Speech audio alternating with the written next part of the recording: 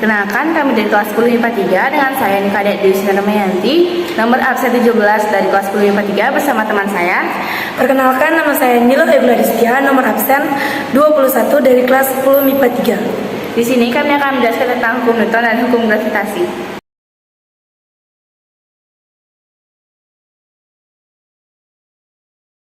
Sebelum mengungkapkan konsep gravitasi, Newton sebelumnya menyelidiki gerak-gerak benda angkasa yaitu planet dan bulan. Dari penyelidikannya, dapat disimpulkan bahwa gaya sama dengan massa pertama dikali dengan massa kedua.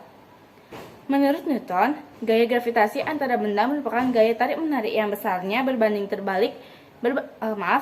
lurus dengan perkalian massa masing-masing benda dan berbanding terbalik dengan kuadrat jarak antara keduanya.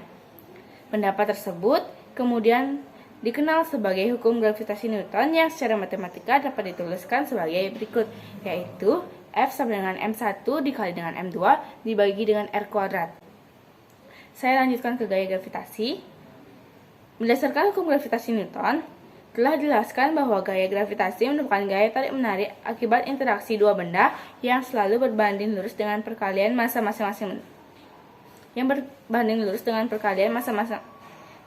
masing-masing benda dan berbanding terbalik dengan kuadrat jarak keduanya, sehingga persamaan gaya gravitasi dapat ditulis sebagai F12 sama dengan F21, Fg sama dengan G dikali M1 dikali M1 dibagi dengan R kuadrat. Berdasarkan neraca Cavendish, selain interaksi antara bola yang bermassa M dan M dapat bergerak bebas dan akan memutus serat kuarsa sehingga cahaya yang memantul pada cermin akan bergeser pada skala.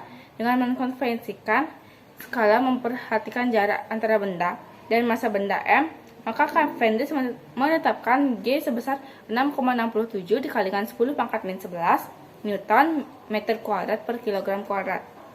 Ruang di sekitar medan gravitasi adalah ruang di sekitar benda yang masih dipengaruhi oleh gaya gravitasi. Di setiap satuan disebut dengan medan gravitasi. Kuat medan gravitasi atau G pada titik ataupun dalam suatu ruang didefinisikan sebagai gaya gravitasi atau F persatuan massa pada uji atau M, sehingga diperoleh sama dengan G dikali M dibagi dengan R kuadrat dibagi dengan massa, atau G sama dengan M dibagi dengan R kuadrat. Saya lanjutkan dengan gerak satelit. Satelit adalah benda-benda langit yang mengitari planet dengan ukuran yang lebih kecil dari planet tersebut. Satelit dibagi menjadi dua, yaitu satelit alami dan satelit buatan. Pada satelit berlaku gaya sentripetal dan gaya gravitasi. Selanjutnya ada gaya sentripetal. Gaya sentripetal merupakan gaya yang bekerja pada benda yang bergerak melingkar dan arahnya selalu menuju ke pusat rotasi. Gaya sentripetal dapat ditulis Fs sama dengan M dikali V pangkat 2 dibagi dengan R. Baik, ini telah dijelaskan oleh teman saya tentang gerak satelit. Akan saya lanjutkan ke hukum Kepler. Nah, jadi di sini hukum Kepler itu dibagi menjadi 3 bagian, yaitu hukum Kepler pertama, hukum Kepler kedua, dan hukum Kepler ketiga. Hukum Kepler pertama berbunyi, semua planet bergerak pada lintasan elips mengitari dengan matahari berada di salah satu fokus elips.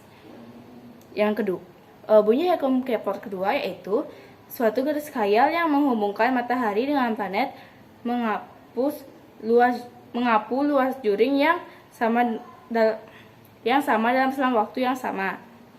Hukum Kepler ketiga berbunyi kuadrat periode suatu planet sebanding dengan pangkat 3 jarak rata-ratanya dari matahari. Sekian dari tim kami. Mohon maaf apabila terjadi kesalahan baik yang sengaja maupun tidak. Sekian dan terima kasih. Saya tutup dengan para mesanti. Om Santi Santi Santi Om.